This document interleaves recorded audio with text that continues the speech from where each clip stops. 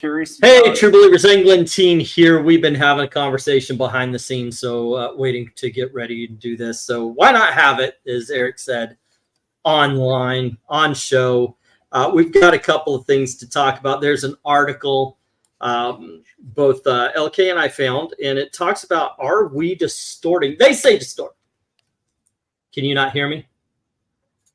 Oh no, we were just lip syncing on purpose. Oh, yeah. Okay, cool. We didn't want to interrupt you. Right, gotcha. Yeah, are we just? I put destroying. They said distorting. Destroying is a better for a title to get people to click on. So there you go. Clickbait, guys. But it has to. We'll get to the article. It has to do with what we pay attention to as collectors, and that is something I found quite interesting. It's from Bleeding Fool. Do you want to take this? I mean, you were going to do this solo, so. Well, not necessarily solo, but yeah, I pulled it up in case you didn't have it. Yeah, I got it. I got it. I could share the screen and we could talk. Keep that handy though, just because if I have to jump off because my neighbor decided he has to drill a hole through his wall. So it's from Bleeding Fool, a guy named Jerry Lucky. And he talks about the comic collecting hobby isn't very old. Okay. It started with a small dedicated fandom in the mid-'60s. Is my definition of old different than his? Because I feel old at 53. I know, right? Oh, mid-'60s. That's not old. Yeah. Thank you. Oh, hey, if you want to feel old, Martha Quinn's birthday was over the weekend.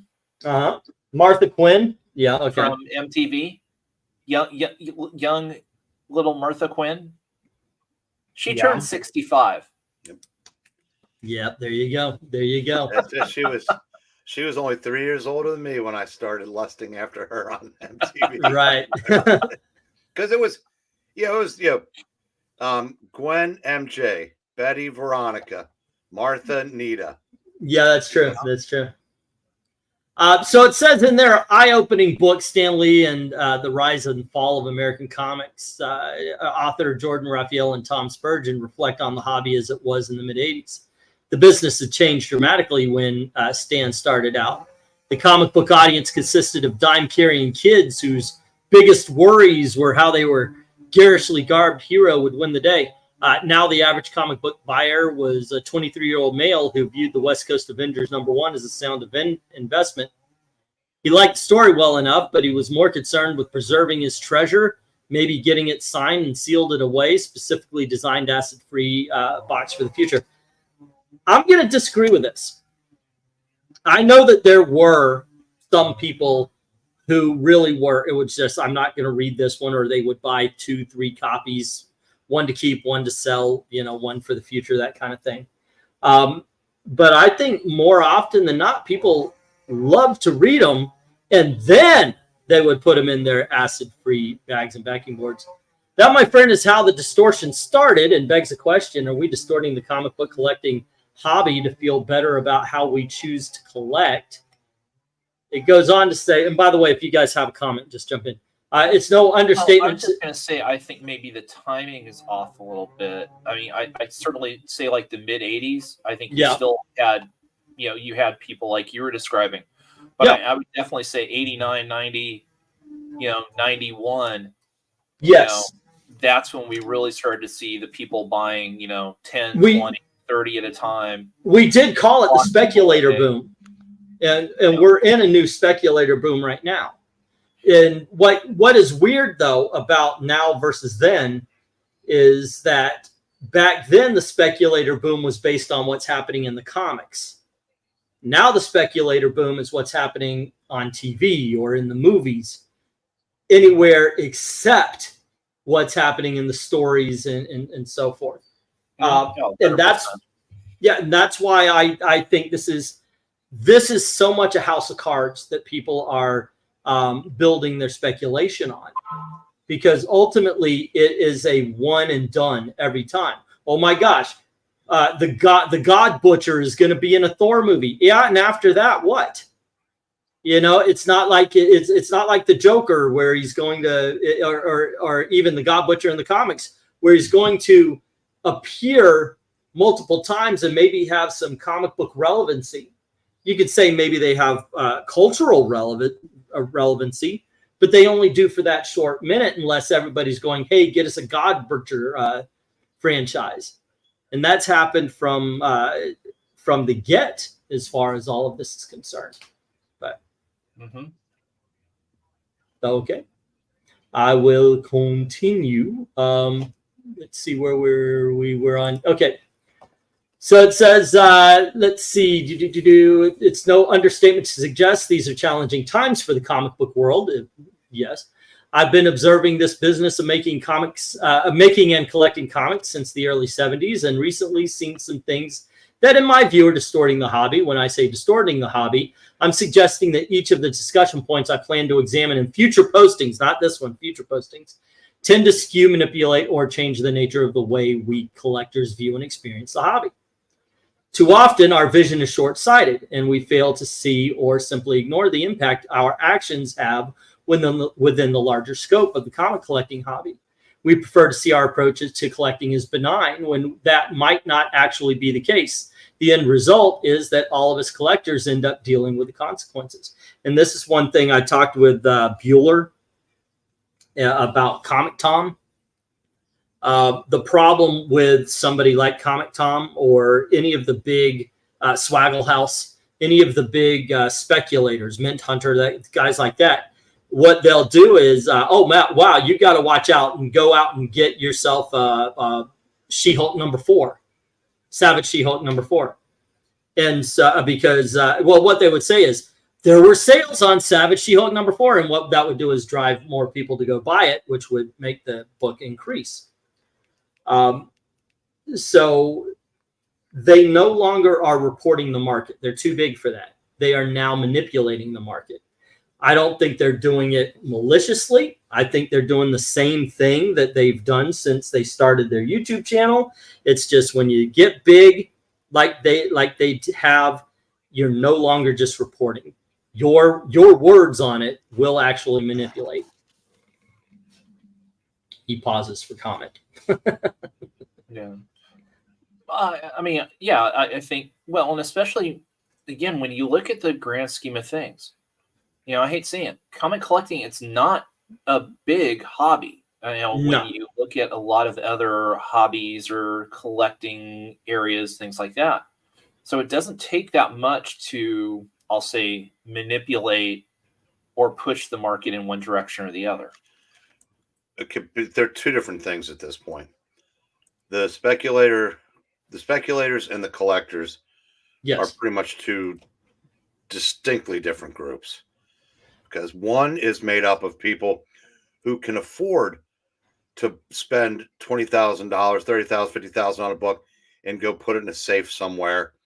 And then you've got the people that go to the shows, you know, hunt the back issue bins, go to flea markets, and I said, I think the people that are doing the speculating, you have a better chance. If there's a crossover, there's more of a crossover with the people that are still going to comic shops buying the 1 in 100 variant, because one of those might be something they can also spec on. So that's the problem. It's not the same thing anymore, and it's what it's done. Where one affects the other is the actions of the speculator have. Okay, we've been on more fucked over the collector because they have taken sets that the collector would try to put together, and it's like, I'm going to use a baseball reference, it's like putting a Mickey Mantle in every set. I said it's cost prohibitive to the collector to finish sets now, and at some point when it becomes so many of those, a lot of times they just give up, and that, I think, ultimately hurts the comic shops, because your average comic collector, who you always use Teen Titans as the Teen Titans Rebirth as an example. You can get the entire run for $1 each, except for one book. Well, I'm going to say something real quick. Apollo, you're right. Unfortunately, it's not the collectors that we need to stop listening to speculators. It's everybody else that turns these books into unaffordable and eventual white elephants. But the problem is, a lot of times they don't come down. It's almost like inflation. People stop paying that price, but they don't come. We can't do the groceries, but you can do it with comics. But a lot of times, the big ones don't come back down. They just kind of sit there because nobody wants to. Case in point, there were people that are now trying to sell their AF-15s. They bought them during the pandemic, paid $35,000, $40,000 for them, thinking they were going to get 100 for them. Well, now that $35,000 copy might be worth 33, and so they're not going to sell it back in because they don't want to take the loss. So the retailer doesn't have it to sell to his customer, and if you put it on eBay at the price that you paid for it, it's now more than people are willing to pay for it, so it sits there. Yeah. So it's becoming it's kind of like a two-pronged problem. I'm going to get into a little bit more after the article here because it's not just that, it's the way things are being done. I'm seeing more and more videos out there about the way that people are collecting and why some of these books are more expensive than they are. But first, these discussion points each have their own cheerleaders in the hobby who understandably promote their agenda under the rubric of accepting all types of comic book collectors. Their view is that any negativity harms the hobby. Sadly, this has led to a panacea approach of seeing the hobby through rose-colored inclusive glasses. Too often what passes for staying positive is nothing more than a willful ignoring of any negative consequence. We have this naive notion that if anyone says anything negative about the hobby, somehow we should shun and ridicule them rather than examine the content of what they're saying. I think you should call everybody who says something bad about the comic book industry Nazis. It's worked so far. Yeah. This is dangerous because in truth, not all styles of collecting are the same, especially when some activities distort the hobby for others, either by arbitrarily inflating the value of comics or by unjustly creating an artificial scarcity, which, by the way, is going on as well. I told you guys a while back when I was doing the Comic Tom video, is he destroying the hobby? Yes. No, I don't think maliciously. I just think yes. I talked to people in comic shops, and when I saw one of these speculators there, I talked to him, and he says, well, the way to get the price up is I'll sell this book to my buddy, and he'll pay $100 for it. And then he'll sell it back to me for $150, and then I'll sell it to him again for $200. Now the book's worth $200 because somebody's going to see that, and they're going to want to get that same $200, and they're going to put that up on it, and people are going to think, wow, this book's going up quickly. And it was a slap in the face because I'm like, you know what? You're not the only people doing this. He actually said, yeah, I know we're not. And it occurred to me, this is not playing the market. This is not even working within. This is manipulating the market. This is what these speculators are doing. And that's how some of these high prices get as high as they have been, because you're getting a back and forth at the very least at the beginning of these things. I'm going to point out something also real quick. I'm going to respectfully disagree with Ethereal Dragon. It's not the collectors. It's the speculators that are responsible for the insane amounts of number ones. If you polled collectors, they would overwhelmingly say, knock that shit off. Yeah. We want to go from 1 to 500. It's the speculators. It's the collector come latelys that buy that shit, and then they've diluted the yes, the number one sell better, but where are they? I used to say, well, where are they by issue 20? But hell, no series gets to issue 20 anymore. Yeah. So I mean, it's unfortunate. There's no incentive for the industry to change, despite what because hell, David Gabriel in that article. Well, I've greenlit some series to go all the way to number 20. Yeah, the Dan Buckley article. Yeah, that you guys discussed last weekend. Call him Jeff Buckley. No, you said Dan Gabriel. Oh, okay. Well, it's better than calling a guy, a musician that's been dead for 30 years. Yeah. But I mean, that's where part of the short-sightedness comes in, and this is where really the speculators have really harmed the industry, is because now the people that are running the industry are listening to them and not the collectors, because they're only looking short-sighted at those number ones. And yes, you get a bump, but as it's key issues, as it's been shown now multiple times, the number one has become the jumping off point, and that every new number one in a volume sells less than the previous number one. You're not helping things. And at this point, I mean, I'm fully convinced that, let's take like whatever the current Daredevil series is. I don't know what it's up to, but let's say it gets to number 50. And rather than, when you bring on the new creative team, rather than now a whole new number one with a whole new direction bullshit, Daredevil number 51 with a new creative team. And you're going to sell just as many copies, maybe 10% less, but you're not going to have the drop off, I think, afterwards for it. But nobody is looking long term. Nobody's willing to, certainly say at Marvel or DC, is willing now to take that chance, because they're just afraid that they can't do it.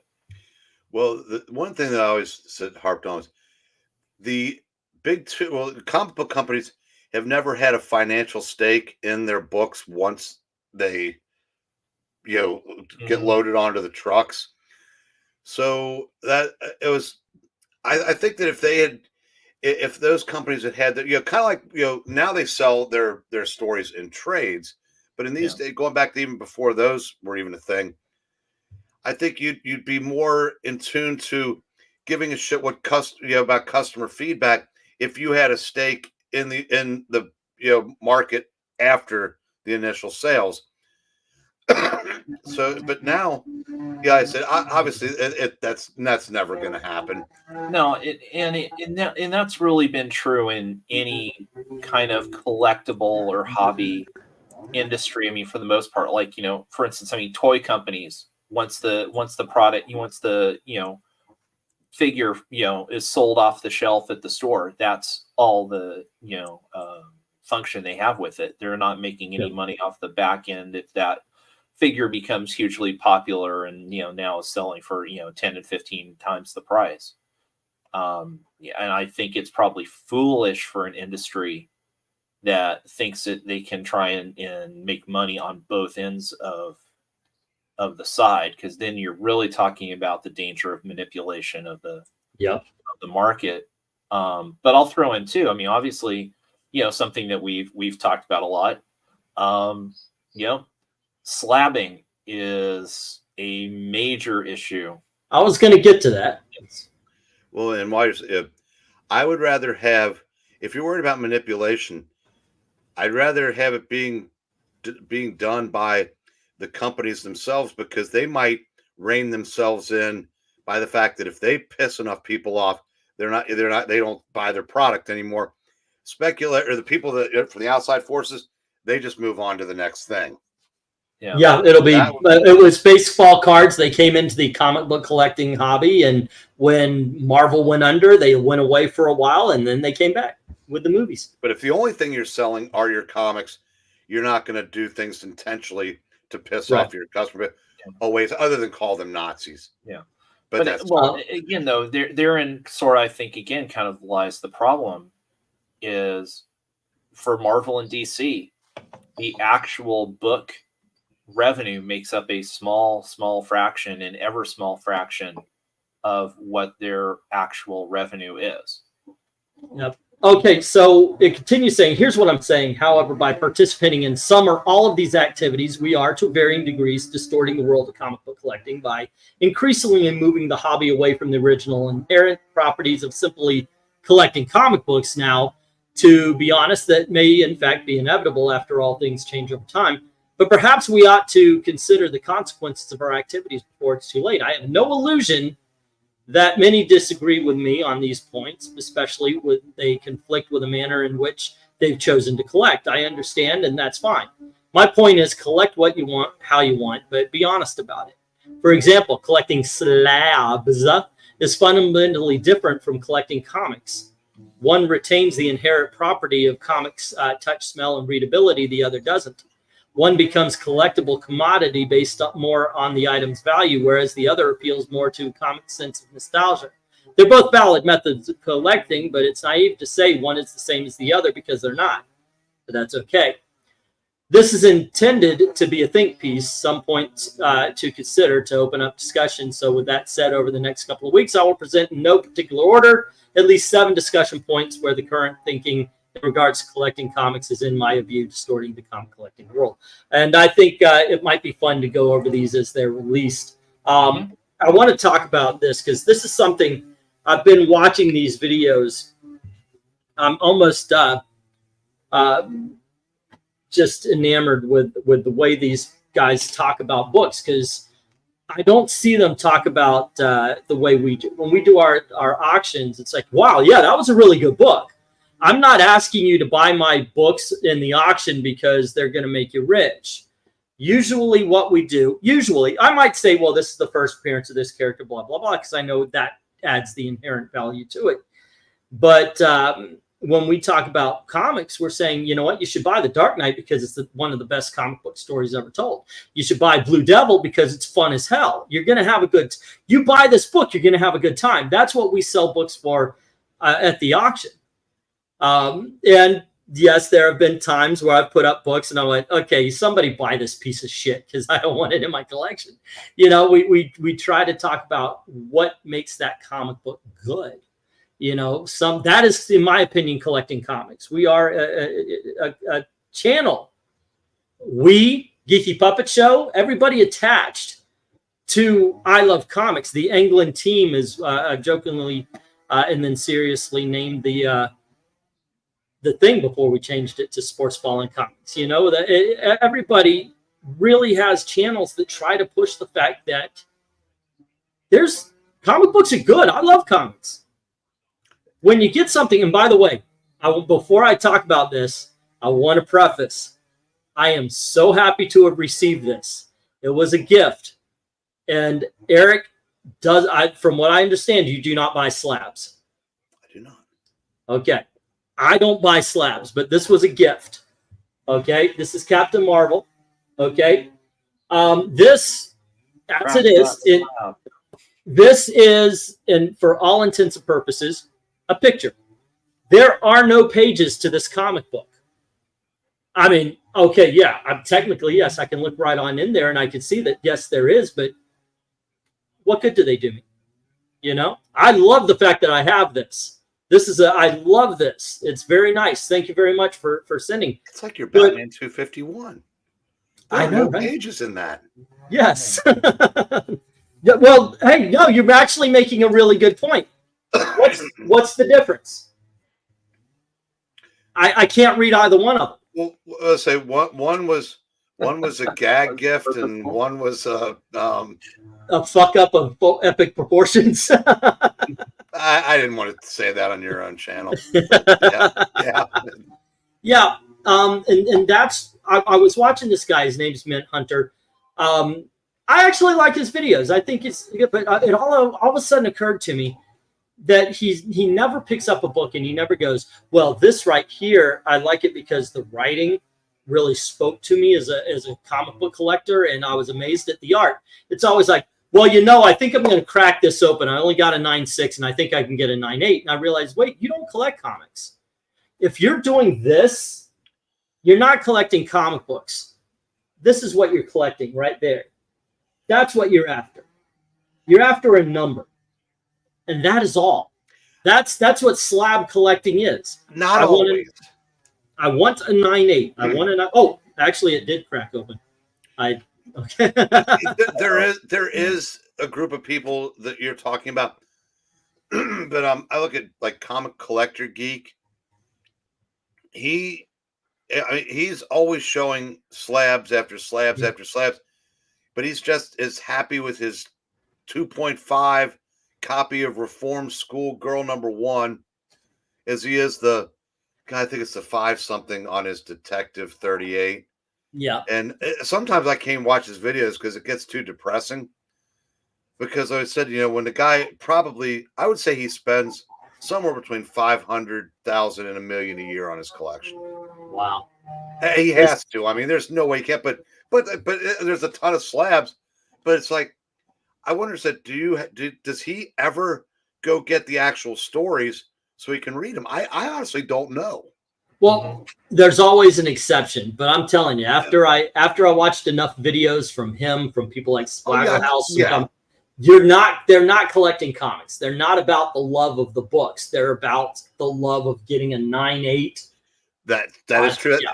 It's their they hunt that 9.8 the same way you or I. Well, me more so than you now, because I know you're more of a seller than a collector. Yeah. That last issue you need to finish the series, like with L.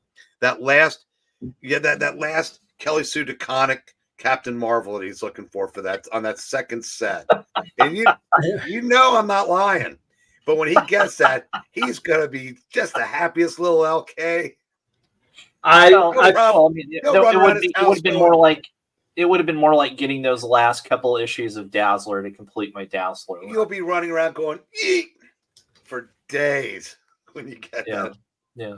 Well, I was going to ask you. So, what do you think of the channels? Because I know like these pop up in my YouTube feed every now and then. Although it's funny. I have not seen any videos recently, and I'll say in at least the last month or so, that followed up on the CGS scandal, we'll call it, for lack of a better term. I know, literally. Go ahead, sorry. Gone by the wayside. But what I was going to ask is, I do see channels pop up like, hey, I've just gotten this back from this stack of books from CGC. Let's open it up and see if I got the 9.6s and 9.8s I was expecting. Okay, first of all, here's a little behind the scenes, because I did just out of curiosity. I got a book slabbed. I bought a Golden Age Captain Marvel. I ended up selling it at the auction. I got a Golden Age Captain Marvel, and the comic shop I bought it from was offering slabs. So I said, here you go. Send that in. Gave him, I think it was like $25 or $30. And it took so long, I forgot I did it. Mm-hmm. It came back to me 8 months. I just I had a Golden Age Captain Marvel. The $20-something was spent so long ago, it felt like I had a free comic. And I think that was also like at the height. Near the height of COVID too. I mean, that they had such a huge backlog a year or so. That could be it. But here's the thing. Here's the thing. These are all the comic book video channels that show that they always have tape over them. Mm-hmm. There's no tape over the numbers. These guys are, oh my gosh, it's a 9. No, I'm sorry. They put the tape on it so they could do that fake ass reaction. There's no tape on the numbers. Okay. But to answer, who was it? It was somebody was asking what is a 9.8. This is a grade right here. 9.8 is near perfect. It's near mint, because there's very few 10s out there. Yeah. So yeah, like the grading system that I use is one called Comic Book Realm. Their quote unquote mint price is the 9.4. So these are basically like beyond that even. I mean, it's like the perfect of the perfect. And yeah, I said I honestly I don't understand that chasing the numbers, because it's mostly, like I said, modern variants that they're doing this with. And it's just, but then again, it says I don't understand it. But as a collector and as a hobbyist, I get it. I just personally don't. I understand, I guess, but I don't get it. Or one of those two. Breen doesn't chase the numbers anymore. The numbers chases Breen. Yeah. So something happened recently. I was gonna stop this to let you speak. I'm glad I didn't do that now. So here's the thing. Earlier in the year, CGC got caught, or it might have been the end of last year, but CGC got caught. What they were doing was they were like, you would get a 9.8, and then you would like rehold them, and they would put in a different book into your 9.8, and then they would 9.8 that book and sell it to somebody else. That is, from what I understand, the the whole thing that was going on with CGC. And they say only like 300 books got this way, but put freaking quote marks around that. You have no idea how many books got done like that. They also just recently, because they've been trying to play crowd control, damage control, and they recently put out a video with this little girl, and she was like, I worked at CGC, and this person's filming her and interviewing her, and she literally says this, what kind of training? Well, we don't get official training, but I've been collecting for 5 years now, so I know what I'm talking about. And she goes, well, okay. And I'm thinking at this point, wait a second, I've been collecting since 1974, so I'm way fucking overqualified to be a CGC grader, according to what your damage control is trying to tell us. And then she goes on to say, oh, well, you know, what are some of the criteria for a book? And she goes, well, we look at it's all visual, and we look at is it pleasing to the eye, even if it's a damage and it still doesn't hurt the beauty of the book. We may let it go for one book, but not another. And then I went, so what you're telling us is it's all subjective. The whole fucking point of CGC was that you had an objective third party grading. This is it. Everybody says, oh, well, the whole point of it is that now we know it's a 9.8 and we could pay a book that's usually $60. A 9.8 version of that is now $500, sometimes $1,000. It's okay. Ridiculous. I have not seen that video. We may need to do a watch view of this. I would love to. That video is shocking to me. If it's, I mean, I'm not lying, dude. I'm not lying. It's out there. This is, yeah. And I'm surprised that there hasn't been a greater outcry of that, unless again it's people trying to protect their investment. Because I mean, especially when the scandal hit, what I like to say is what CGC was able to do was put a veneer of objectivity on something that's subjective. Yeah, well, that was the whole point of slabbing comics, is that there would now be an objective rating. Because near mint to you is different than near mint to me, you know, that kind of thing. Right. But now, okay, if you have that little hanging Chad in the corner, that might take off a half a point. Or if a popping staple might, according to what I've seen, a popping staple takes off 5 points. So it's like an immediate 5.0 instead of a 10.0. It's Glenzer's killing me. His last two comments are the DNC wants CGC to count the ballots. That's it. But yeah, so I mean, it's they have sold the idea that if you got let's say the Venom #1, and you've got five not quote unquote 9.8 slabbed Venom #1s. If we cracked all 5 of those open, all 5 would look identical. Yes. And then if we compared that to, say, a 9.6 and a 9.4, we would be able to tell a difference between the 9.6, the 9.4, and the 9.8. That's what they're trying to sell, and that's why you have people that actively do chase that and try to get from the 9.6 to the 9.8, because we've seen in the market, typically it's what, 20% more. Yeah. Oh, far more in some cases. You can get a book like I always use Moon Knight because that's the one that fucking went nuts for me. Like during when the TV show was on, here is a book, not the first appearance, which could maybe be a $400 or $500 book. Okay, fine. But I saw somebody was paying upward near $5,000 for it because it was a 9.8. You are a fuck nut if you were. Now, granted, that was when people were getting free money from the government, but it was like freaking hell. Now, I could be exaggerating on that. My memory, it could have been another book, and I've just put them together. But point being is, I have seen books that are not worth a lot going for a lot based on that. Books that shouldn't So, this is a 9.8 first appearance of fucking Weasel. Here, I'll give you $125 for it. Why? It's a $5 book in a $25 case. $30. Done. Yeah. Weasel, And, come on. and on the other hand, you have some moron selling the first appearance of Yelena Belova for 50 cents. Exactly. That's the way it should be. By the way, I sold it for $50. I just started it at 50 cents. Yeah. Yeah. But the thing is, who did that? I will say, I think also too, there's a difference between if you've got a book from say the 1970s that somehow magically is a 9.8 compared to a book from 2024 that's a 9.8. You should be paying a premium for that 1970s book just because probably the print run and as well as 50 years.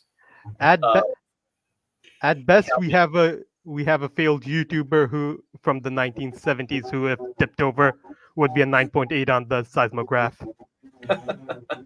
Now they do take it when the books are older. They do have a more forgiving grading scale. I do know that. Yeah. Yeah. And people value a 5.0 golden age a lot more than they would a 5.0 modern book, obviously. Yeah. But if you had a 9.8 Iraq #1. It should be low on it to start with. And it should come with a little string you can pull, and then that kid from The Simpsons go, paying the money.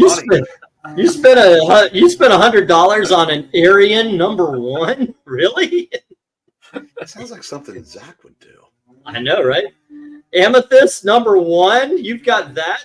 Okay, yeah, fine. 9.8. Sure. It's like if I slabbed one of my Amazing Man comics and then finally got somebody to spend $100 on it. Anybody want to slap Amazing Man? I'll give them. No. Yeah. But it has done exactly what the guy was saying. It's created a false sense of scarcity. You have people who are waiting for the movie to come out. Doesn't matter what movie. At some point in time, that guy who's standing behind Captain America in issue 74 of Nobody Gives a Fuck is going to be in a movie. And that's going to make this book worth something. So they're buying what they call key issues. I was watching Mint Hunter, and he was like, this is the first appearance of side character nobody knows or gives a shit about. It's a minor key issue. No, it's not. I'm sorry, but you know what? Cat Grant's been around forever and a day. Nobody is rushing out to get the first fucking Cat Grant appearance. It just isn't happening. Okay, she's been in Supergirl. Nobody gave a fuck. Nobody's doing it. Mm-hmm. Same with what, like Cobalt Blue. Like everyone was expecting him to be in the Flash show since season 1. They've been hyping it up. Mm-hmm. Finally, he appears in season 9. How is that Flash Speed Force book going for you, E? About the same way as fucking Darkhawk. There was an action figure that ended up in a line of Guardians of the Galaxy figures. So all the speculators went off thinking, oh, Darkhawk's going to be in Guardians of Galaxy 3. And they insisted this book should be $40 or $50. They created it out of nothing. Darkhawk was, and always should be a $10 book tops. And man, they've got this thing up to $40 because he might show up in Guardians of the Galaxy 3. Hey, I just read Glenn's just last comment. Did they forget that he has a sister? I know, it was like last year and nobody gives a fuck anymore. I mean, I know she's like almost as smart smarter than Riri Williams, but almost as smart as Moon Girl. Right. And all of them, well, they're all smarter than Reed. Everybody's smarter than Reed. I mean, Reed drags his knuckles in that company. Yeah. Anyway, remember the El Diablo spike? That one was I do not know. But yeah, so yes, I do think that the comic book collecting has gotten skewed, and I think the slabbers have done it. I honestly do. I think these are the guys, I think they're the ones that are like, oh my gosh, here comes a movie. Let's make this far more expensive than it ever should be. No. Your turn to talk, kids. Gee, Imanaga is good. Let's Imanaga. The Japanese pitcher for the Cubs that cost about $275 million less than the one the Dodgers bought. And right now he's like the leader in the clubhouse for the Cy Young Award. Do variants exist for any other reason except to be slabbed? I don't think so. I think that is it, because you slab, it's a cover. That's it. It's a cover. Yeah. Just there's really no other reason for it. And again, if you want to talk about where the industry's been affected by collectors / speculators, it's that variant business. You remember the guy who ran the comic shop I went to? His name's Phil Boyle, and he had that whole freaking rant about we're no longer doing it because they were taking advantage of comic shops. Mm-hmm. If you wanted to get that 1 in 100, it's not that you had to order. If you wanted a 1 in 100 Sergeant Rock, it wasn't that you had to order the 100 copies of Sergeant Rock. You had to order 100 copies of Sergeant Rock plus 50 comics of America Chavez, not written by Gabby Rivera. Well, yeah, I gotta believe. What's the point of that? I gotta believe that one of the reasons why I am currently not working at that store might have something to do with the 10 long boxes of leftover unsellable crap every month. Mm-hmm. That went into partially bought to get these high number variants, blah blah blah. Oh yeah, well, and that was the really despicable business practice that Marvel and I think DC dipped their toe in it as well. But it was, oh hey, if you want to get the 1 in 50 variant of Daredevil #1 Volume 8, well, you're going to have to buy 10 copies of America Chavez #6, and you're going to have to buy 10 copies of... Yeah.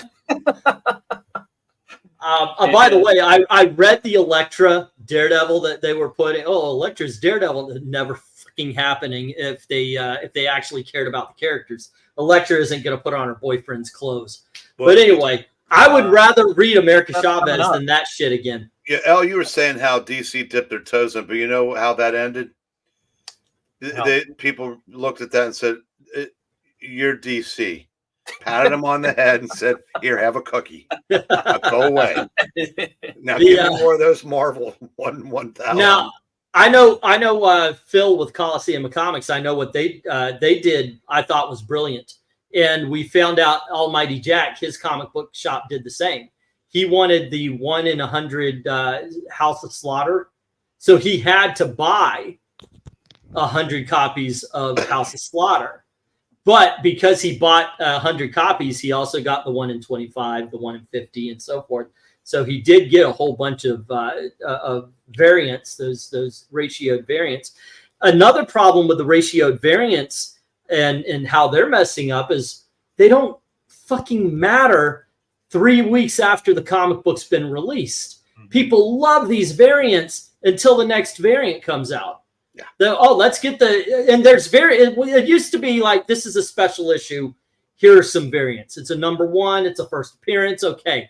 Now it's every damn issue has 52 different covers. Sometimes they're covers that are that are just an artist getting the license to draw something. Usually it's a naked version of somebody. I've seen way too many of those. So I'm looking at this. This is Venomized Thanos. Does he look like he's wearing a sailor suit to anybody else but me? Yeah. Venomized Thanos. Good Lord. Man. Yeah. I now you see it and I stare at it. Yeah, I can see it. I didn't immediately. Me neither, but it does. It looks like he's the spider in the middle is the tie. The stripes on the side, the shorts. It looks like when you say it that way, but that's just an abomination on its face. and an insult to God, and you should burn it immediately. But I'm going to do better. I'm going to put it in my flea market booth and hope somebody buys it. put a sailor hat on it, and then put it next to like a grease board, and it's the girl from Stranger Things and all that. That's what I was thinking. That's what I thought too. It looks like the ice cream parlor, the Stranger Things guys. I don't know. Okay. Anywho, my shop said, "Hell no!" When the books cost $8.99 each. Fuck yeah, and that's another way. I mean, we've been talking about price forever today. You always get people coming in and, oh well, you just doesn't love the hobby. If you like the comics, you would spend whatever. Yeah. We do. But I mean, I've got a question. I don't know necessarily anybody in the panel can answer this, but are Art Germ variants selling anymore? They were, but I don't see the market going crazy over them. You used to be able to get $15 to $20 a pop for them, and now I can barely sell one for $5. So, but it might just be the crowd here, I'm not seeing them though. Yeah, but I don't think I've really seen him recently, like on any solicits where, I mean, it seemed like almost like every third Marvel book that had a variant, he was doing a cover for. Yeah. Oh, there was for a while also that anything Supergirl. He was doing son of a bitch. Okay, but yeah, he was doing Supergirl. Okay, you want to know the son of a bitch? You want to know the son of a bitch? I bid $37. I put on a water damaged issue number 5 and issue number 6 of the Avengers. First, I think one of them is the first appearance of the Masters of Evil. Governors of Evil. I'm sorry, Governors of Evil. You are correct. I lost it at $38. Someone got the 2 of them for $38. Fucking eight. No, one. I put 35 or 36 each. Oh, okay. Let's say that. Yeah. Wow. I was like, you know what? Fuck it. I'm not getting a collection. I'm getting these 2 books because I know even with the damage and all, I could probably get $50 to $70. Wow. I'd have been on those if I'd known. Yeah. But this hurts. The first appearance of Valkyrie, I only put $25.67 on it, and somebody got it for $27.55. I'm gonna cry. Oh, okay. I'm gonna be sick. Okay. All right. Take a deep breath. That one hurt. That hurt. Okay. Goodness gracious. Okay. Nobody's winning this Daredevil 54 from me. But okay, I've got one more. Fingers crossed. It's got the cover on it, but like a lot of those Batmans I had, first appearance of Super Skrull. Fingers crossed, guys. We're going for it. Okay, cover detached, but cover still present. It's the cover is the front cover looks good, the back cover looks good, but they would look better if they were on the book and connected. Not a deal breaker. Yeah, I mean, I was even thinking if I wanted, it might go on the wall because it really is that. What it says FF18. So what's the bid on it at the moment? Right now, I have it at $17. My top bid right now is $27. Yeah, I'll be right back. We're gonna have a bidding war. He's gonna be sick, but not a night at the Donkey Show sick. Wait, okay, am I participating in the Donkey Show or am I just watching? Because one of them doesn't make me sick. This has gone a little bit away from the. We're a little bit off topic on this one. Yeah. Undead Quinn is saying Art still sells in his Spider-Man Ultimate going to be 55,000 reels. Yeah. Oh, by the way, okay, I want to thank your pitcher for breaking Friedel's thumb yesterday.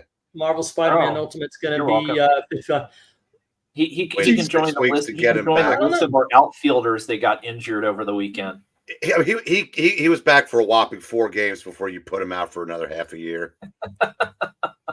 Because trust me, there's not much to look forward to at the Reds in 24 at this point, and now we don't even have that. Yeah. Well, I mean, I got a kick out of watching Dela Cruz. I mean, the way he circled around that ground ball, I was like, what are you doing? And then just threw the short hopper right to the first baseman, and then watched that ball kick down the right field line for a 3-base error. I didn't say that was the one that didn't make me sick, by the way. That's on you. You speculated. Anywho, we are off topic at this point when we're bringing up auctions and donkey shows. But I don't know. Yeah. How do we steer this back? Well, I mean, if we want to kind of switch topics, Marvel announced today, and continuing their relaunch of X-Men, we got the official date for the Storm book, which is October.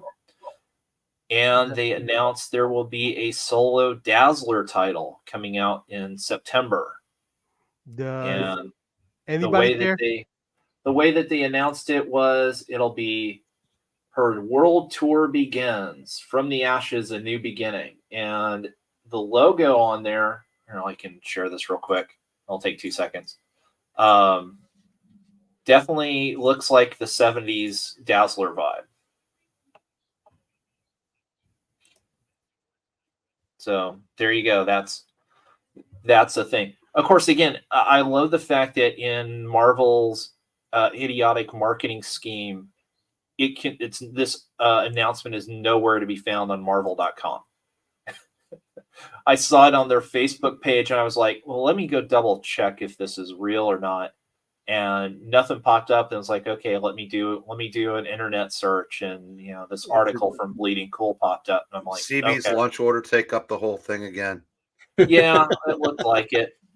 Yeah. So, but so you've got Dazzle there. They're marketing Storm as mutants no longer have a homeland, but they still have a queen. So obviously, we're going to get Storm in some kind of leadership role. Didn't you hear? If she walks into a room with Charles Xavier and Scott Summers, I'm sorry, she's in charge. Right. Yeah. So, once upon a time, I would have been really excited for a Dazzler solo series. In September of 2024, I am not, because I know the type of person that they're going to get to write it. I know the direction that it's going to go. And, I think I'm going to be proven right on both of them. Oh, probably. Because my initial reaction was, it was either going to be Teeny, pick a Stephanie, or maybe Dark Horse Leah, even though she's over DC right now. Yeah. But yeah, who's writing Storm? Oh, good question. Because I think Vita's on the outs. I don't think they would give it to Danny Lore. I don't think they would give it to Danny Lore. Oh, I do. Eve Ewing's already writing one. So, yeah, I don't think T. Franklin's coming back to Marvel, although that would be so hilarious. There is a deep, dark part of me that would love to see T. Franklin writing that Storm book, because it would be so god-awful. It would be amazing. Plus, it would be amazing the tweets that she would be putting out, promoting it while in between talking about smoking, various pharmaceuticals and bemoaning her status in life. I gotta say, I can't. There's been a couple of comments saying that there'd be a Taylor Swift variant. Yeah. Marvel can't afford Taylor Swift, kids. Yeah, and also if T is writing Storm, she better be prepared to lose a limb. Yeah. I'm not even sure that the MCU can afford Taylor Swift right now. Well, I was gonna say, if that were true, Disney would then be subsidizing her appearance on the variant cover, because Marvel would not be in the position to pay for it. I mean, she's appearing in there's rumors she's appearing in Deadpool. Yeah, but still, I mean, nothing has been confirmed, and we'll see. And even if she is, it's gonna be like less than 5 minutes. It's gonna be the true definition of a cameo. let me talk to Cartoons and Comics, saying how many books they release per month, 50 to 60. It's like why manga is crushing. If I want One Punch Man, I can buy only One Punch Man, and that's it. And I understand the history. This is the way, because there's been a rivalry. Since the very beginning, when Marvel took over, the way Marvel decided they were going to completely destroy DC was that they're going to put so much shit onto the shelves that DC just gets kind of washed away. And this is actually a practice that they got from DC Comics, because for a while it was DC Comics that was the giant trying to do it to Marvel. DC used to be Marvel's publisher, or not publisher, but distributor. And they only allowed like 8 books.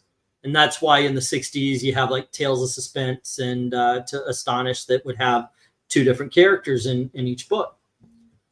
And it really got bad in the 90s during the speculator craze when everybody was fighting for everything. They just put out so many freaking books that the market crashed. There just wasn't enough people buying comics for all the stuff they were printing.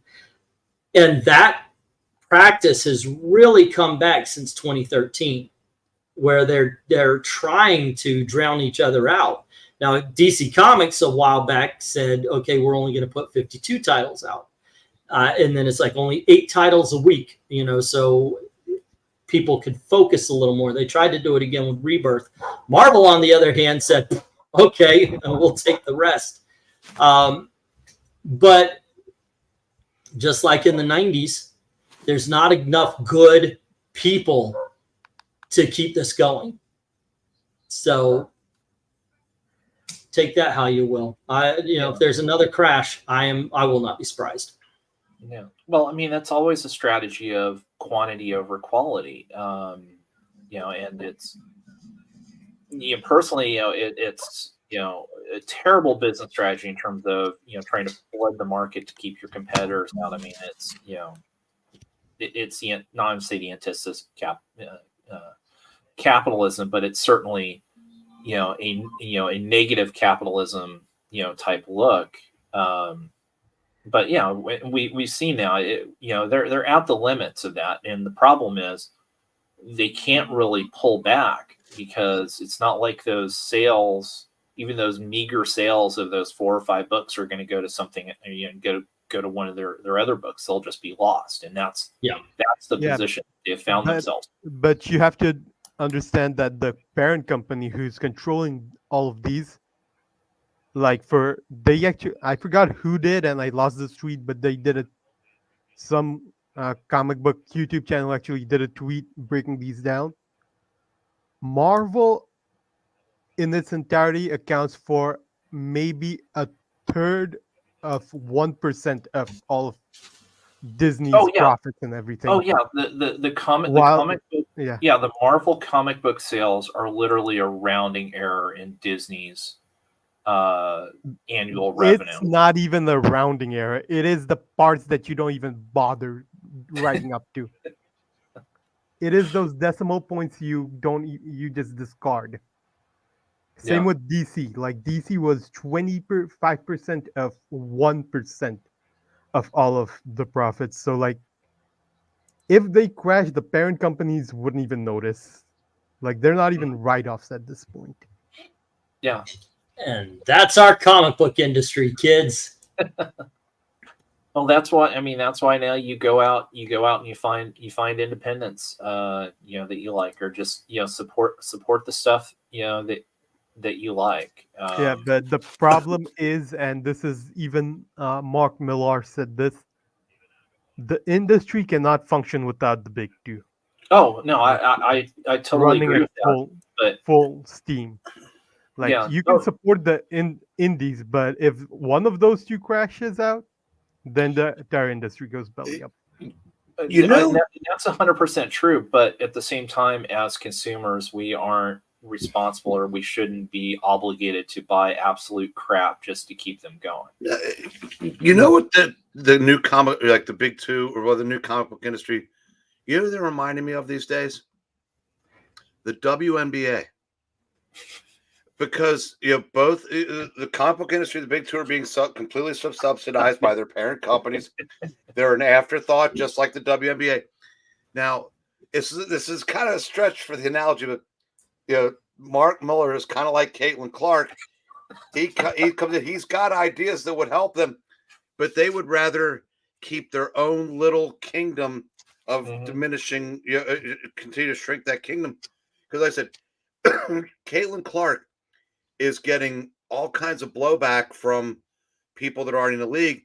One of the two-time MVP or two-time champion, who no one's ever heard of, started, pulled the race card out of her deck, bitched and moaned for a couple weeks, and lo and behold, Nike's going to give her a shoe too, because Caitlin got a shoe right off the bat. But these women, instead of embracing her and saying she can make us all a lot of money, they're going to try to drive her out so they can keep their own little, it's like, remember when someone said, we'd rather sell 10,000 copies to the right people than 100,000 to you? Remember that from about 6 years ago? Yeah. Oh, yeah. Yeah, so that's what I said. That's new comic book industry is the WNBA. It used to be the person with the money was the right person. Yeah, that's who you should want to sell comics to. Breen, I saw a short video today online. It was a newsreel highlight, I think, of like the 1939 NCAA Final Four. And I said, okay, is this where I put the joke in that it looks very close to like women's basketball in 2024? You're not, because again, it was, nobody up around the rim. It was, the set shots were kind of funny, but I mean, just in terms of the speed of the play, it was like watching. But I will say, but Caitlin Clark, she is fun to watch. I mean, she's the no look passes. She can move around. I mean, she's, but then people lose their mind. A couple of guys that make their living talking about this stuff instead of like irritating because we're derailing a stream, that think she could play in the NBA. And it's like, I don't know who you're trying to placate with that, but you're out of your effing mind. Caitlin Clark couldn't have played in that 1939 Final Four, people. Yeah. So it's like, come on. Yeah. No, you're not bothering me at all. It's fun to watch, though. It's fun to, yeah. And I will say this: there is, the idea that she's more popular because she's white versus being black. There is a little kernel of truth in that, in terms of, just the fact because it's an outlier in terms of you don't see as many white players in basketball, say as you did 60 years ago. That doesn't take away, though, but what really got her on the map was her incredible scoring. So if there had been, a black female basketball player doing exactly what she was doing, she would be just as popular, maybe minus like 5% or 10%. You might be right, but there's also what people have to remember is the WNBA. And this is why she's gonna have problems from jump. Is an activist league. They are basically the entire league of the U.S. women's soccer team at this point. And Caitlin Clark is not that person. I said Angel Reese, Cameron Brink. There's three women that are coming in at the same time. I said, there ought to be. It's unfortunate if I know this is going to sound sexist, but if Caitlin Clark were as hot as Angel Reese or Cameron Brink, holy shit, would the sky be the limit for her? But I mean, no, I said, if DC wanted to sell more comics, make Tim straight again. If Marvel wants to sell more comics, put Peter and Mary Jane back together again. They won't do it, especially not DC, because they're dug in because they don't want to piss off the 12 psychos on Twitter. I guess Marvel doesn't want to piss off the Marvel's 100% dug in, especially. They don't want to piss off the ghost of Joe Quesada. I mean, I think there's that, but I think too that the reaction to the Kirkman Ultimate Spidey book, I think, is probably made the current Spider-Man team and what have you dig in, saying no, screw them, just that natural jealousy. Yeah, that's the thing. They actually admitted in the newsletter that Mary Jane is now going to have powers and Jackpot is here to stay for a long, long time. Well, that is horrible. That goes to what we've been saying for a long time, Eric. They got rid of every supporting character. When Mary Jane gets powers, fuck you. You're you know who I feel sorry for? And the twist in Jackpot number 2 was just laughably bad. Who do you feel sorry for? I feel sorry for the shaved head black lesbian and that's going to be dumped by Felicia, so she and Mary Jane can get going. Oh, okay. Yeah. You know it's coming. I have no idea. I don't read the book. Well, was the twist that it turns out that it's Felicia's girlfriend that is actually the bad guy behind everything, and that it was them running a scam, and Felicia was like, "Hey, you shouldn't have gotten MJ caught up in this. You know what she's going to do." It's like, well, yeah, but this, that, and the other thing. Wait, does Felicia know that she's the big bad, or yes? So also Felicia's a bad guy too. Well, because again, they were doing it because the evil white guy tech Elon Musk analog. Wait a second, evil white guy's redundant. Stole the code that Felicia's girlfriend created for this app, and so they were doing it both to teach him a lesson and also make basically extort money on the side. Wait, I thought the twist was that there's going to be an issue 3. Well, I mean, that's a twist as well. So there's a twist within a twist. But no, I mean, the real fun thing with the whole, all the people though following Caitlin Clark all of a sudden is, when they realize that she's not, dominating the NBA and scoring, or WNBA and scoring, 30, 35 a night for the Fever, I think they're going to just, go away and go watch. I think she can though, because I mean it'll be set up for her to at least compete for a scoring title. It's not like rookies in the men's the NBA haven't thrived. Magic and Larry, they hit the ground running. I mean that can be done, but again, I said there's a lot of people that do not want her to succeed, and it's like I said, and she can make all of them money. Yeah. Oh yeah. Well, I mean, the simple fact that she already got the WNBA to accelerate the chartered plane scheme. You heard about that, right? No. So when the Fever went to their first road game, they traveled commercial because most of the flights in the WNBA are commercial, and it created a huge, journalists all over the place in the airport, and people get crowding around, so it became a whole scene. And some people said, hey, why aren't WNBA flying charter, blah blah blah. That basically the following week it came out, oh, the WNBA has partnered up with Delta Airlines to start the a charter flight program for WNBA teams, and there was blah blah blah about how, oh, this is we've had this in plan, and we were able to successfully talk to our partners and accelerate it up, blah blah blah. And it's like, yeah, right. I mean, maybe 3 years down the road it would have happened, but because of this one thing, people were able to say, well, how come they're not getting chartered flights like the NBA players were? And they got Delta to pony up money to never underestimate the power of guilt. So cartoons and comics, how much does it cost Marvel for having that level of activism? I feel in the next 2 months we're going to have pro Hamas. There is no place called Palestine. Pro Arabic, and it's Hamas flag in a Marvel comic. If that one artist that did the X-Men book were still working at Marvel, you probably would. I think that guy could, at this point in time, be invited back non-ironically. I think that they would have a completely different take on it now. In all honesty, I do not trust Marvel Comics to do the right thing, which would be if that kind of stuff popped up to say, no, you're fired. Yeah. Well, you need to highlight Glinzer's earlier comment. The one at 7:13. 713. Oh wow, that's a little bit back. What, the one under Mary Sue Watson? Yeah. Oh, I thought you meant time 713. Oh wait, it is for you. It is for you. For me, it's 8. Yeah. I thought we were in the same time zone now. Nope. With so East. many lesbians, Marvel. Where's the WNBA comics? Exactly.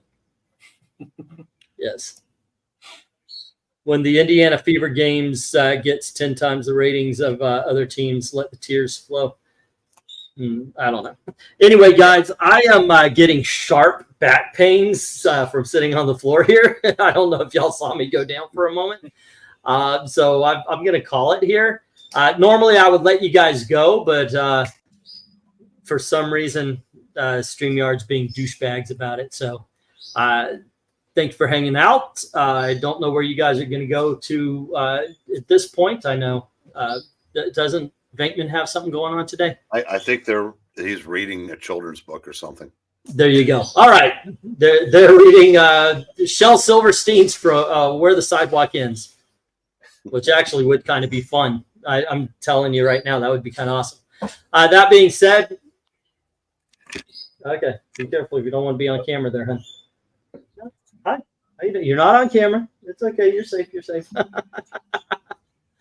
That being said, thanks for hanging out with us. Thanks to LK and Eric and Evil Black Cat for keeping the conversation going. And let's see, CGC gives these back 3.5.